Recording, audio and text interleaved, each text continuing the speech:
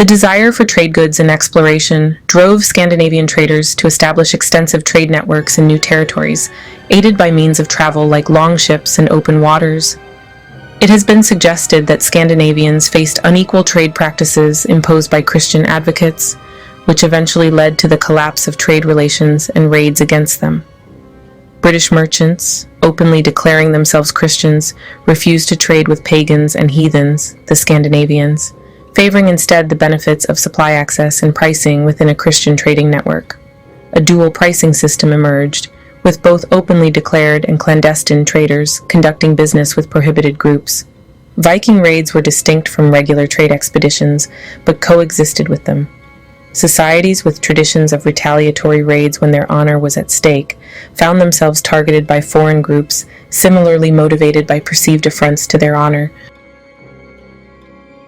Historians also suggest that the population of Scandinavia was too large for the peninsula, and there was not enough fertile land to sustain everyone. This led to some being forced to seek new territories. Internal conflicts in Scandinavian countries, particularly concerning settlement and the occupation period following early raids, resulted in the gradual centralization of power in fewer hands. Local rulers, who had previously held authority and did not wish to be oppressed by greedy kings, migrated overseas. Iceland became the first modern republic in Europe, hosting an annual assembly of elected officials known as the Parliament. However, only the Goths, wealthy landowners, had the right to vote.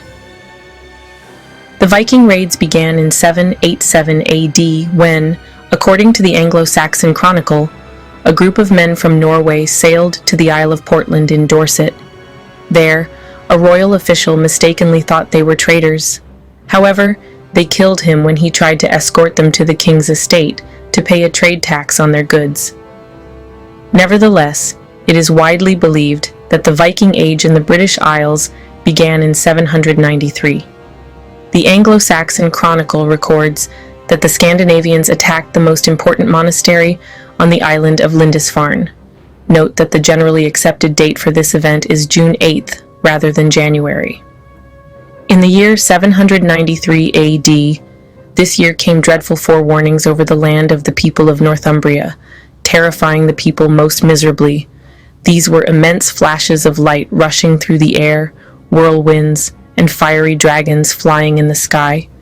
These extraordinary signs were soon followed by a great famine, and shortly after, on the 6th day before the Ides of January in the same year, the wretched havoc of heathen men caused sorrowful destruction in God's church on the holy island, Lindisfarne, through looting and slaughter. The Anglo-Saxon Chronicle. In 794, there was a significant attack, according to the Annals of Ulster, on the original Lindisfarne monastery on the island of Iona. This was followed by raids along the eastern coast of Ireland in 795. From their bases there, the Scandinavians attacked Iona again in 802, causing a great massacre among the Brothers of God, the Celidae. The monastery ultimately fell under the weight of the fire. The Viking Age in England ended with the failed invasion attempted by Norwegian King Harald III, Harald Hardrada, who was defeated by King Harold Godwinson of Saxon origin in 1066 at the Battle of Stamford Bridge. In Ireland, it ended with the capture of Dublin by King Richard de Clare, the second Earl of Pembroke, and his Norman-Irish forces in 1171. In Scotland, it ended with the defeat of Norwegian King Håkon Håkonsson in 1263 at the Battle of Largs by the forces loyal to King Alexander III of Scotland. Godwinson was then defeated within a month by another Viking descendant, William I, Duke of Normandy. The Normans had conquered the Duchy of Normandy in 911. Scotland took on its current shape when it regained its lands from the Scandinavians between the 13th and 15th centuries, while the Western Isles and the Isle of Man remained under Scandinavian rule until 1266. The Orkney and Shetland Islands were owned by the King of Norway until the late 1469. Stay tuned for the next episode.